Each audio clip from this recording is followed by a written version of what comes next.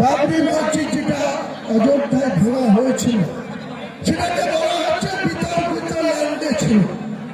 বাবর 1528 খ্রিস্টাব্দে তার প্রধান সেনাপতি মীর বাকির তাকে দিয়ে নাকি যেখানে রামের জন্ম হয়েছিল সেখানে নাকি এই মুঘল সম্রাট, আপনারা সবাই জানেন ইতিহাস যারা পড়েছেন, ইব্রাহিম লোদি বলে একজন সম্রাট ছিল।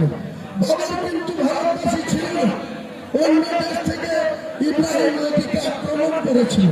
তারপরে জয়লাভ করার পর তিনি ভারত সম্রাট হয়েছিলেন। সেই ভারত সম্রাটের একজন প্রধান সেনাপতি মীর বাকিকে দিয়ে এই যে বিতর্কিত বলা হচ্ছে, বিতর্কিতটা 2% ভারতবর্ষের হিন্দু সমাজের মানুষরা বিতর্কের কথা বলছে।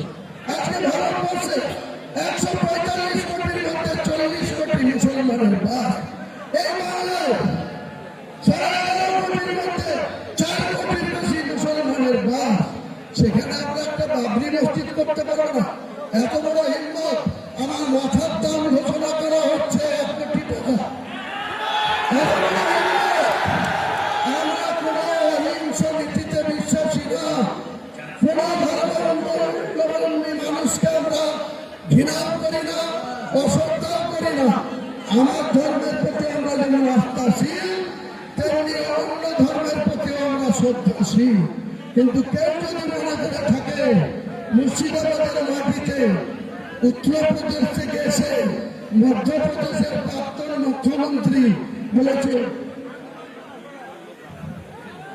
एक ईटा खुल लेंगे, इतना हिम्मत उमाजी आपको नहीं।